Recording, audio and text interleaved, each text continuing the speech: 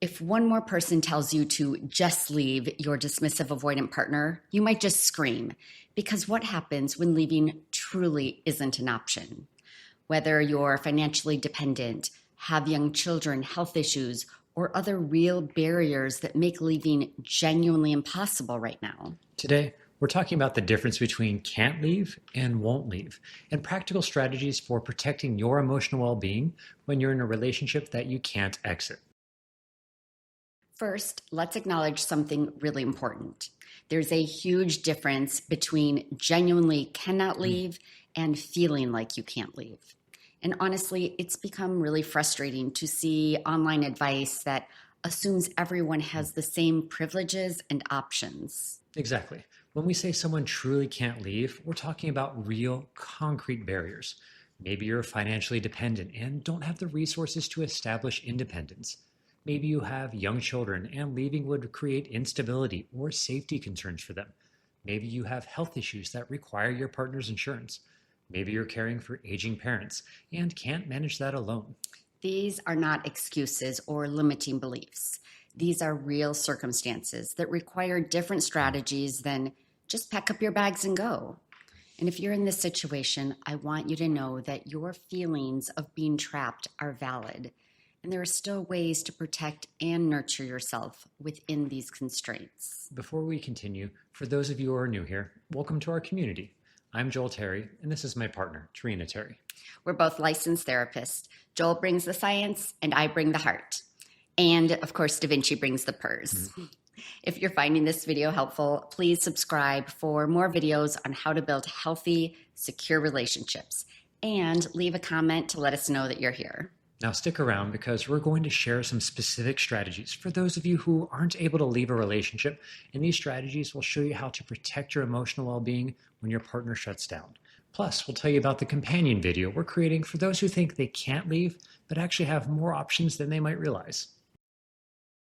So when you're truly stuck in a relationship with someone who stonewalls, gives you the silent treatment, or refuses to engage emotionally, how do you protect your heart? And this is where we want to talk about self-leadership.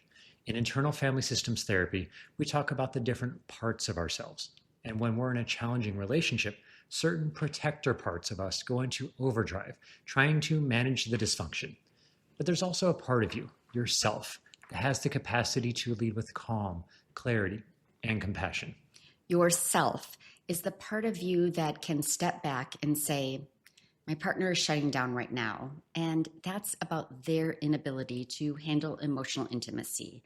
It's not about my worth or whether I deserve love. When your protector parts want to chase, fix, or keep trying to get blood from a stone, yourself can make different choices. Self-leadership in this context means learning to regulate your own nervous system when your partner can't or won't co-regulate with you. It means having realistic expectations about what emotional support you can get from this person and finding ways to meet your emotional needs that don't depend on them changing. Let's get really practical. When your partner gives you the silent treatment or stonewalls, instead of chasing or trying to fix it, try saying something like, I can see you're not available for connection right now. I'm going to give you some space and take care of myself. And then actually do that. You can go for a walk, call a friend, do something nurturing for yourself. The key is that you're not trying to punish them or manipulate them into engaging. You're simply protecting your own emotional well-being by not staying in a dynamic that's harmful to you. You're choosing self-care over self-abandonment. And I know this is hard because when you're anxiously attached, every fiber of you wants to fix the disconnection immediately. But remember, you cannot control whether your partner chooses to engage or not. You can only control your response to their choices. Another crucial strategy is building what we call emotional diversification. Just like you wouldn't put all of your money in one investment, you can't put all of your emotional needs in one person, especially not someone who can't consistently meet them. This means cultivating friendships, hobbies, spiritual practices, therapy, support groups, anything that feeds your soul and reminds you of your worth outside of this relationship. When you have multiple sources of emotional nourishment, like like a kitty perhaps, or a dog, or some type of pet, you're less devastated when your partner withdraws. Now, let's be honest about what it means to stay in a relationship like this long term. Research shows that chronic emotional neglect can impact your physical and mental health. You might experience anxiety, depression, feelings of worthlessness, or what feels like losing yourself. And that's why it's so important to treat this like emotional survival. You need to be intentional about protecting your mental health, maintaining your sense of self, and not letting their emotional unavailability convince you that you're unlovable or asking for too much. Consider working with a therapist who can help you process the grief of being in a relationship that can't meet your emotional needs, while also helping you develop coping strategies. This isn't about accepting abuse.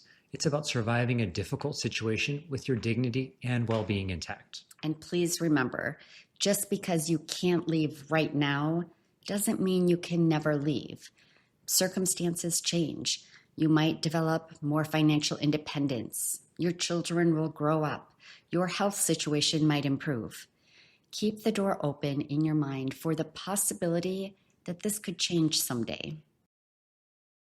Research by Dr. John Gottman shows that chronic stonewalling, one of his four horsemen, creates a stress response in the nervous system similar to trauma.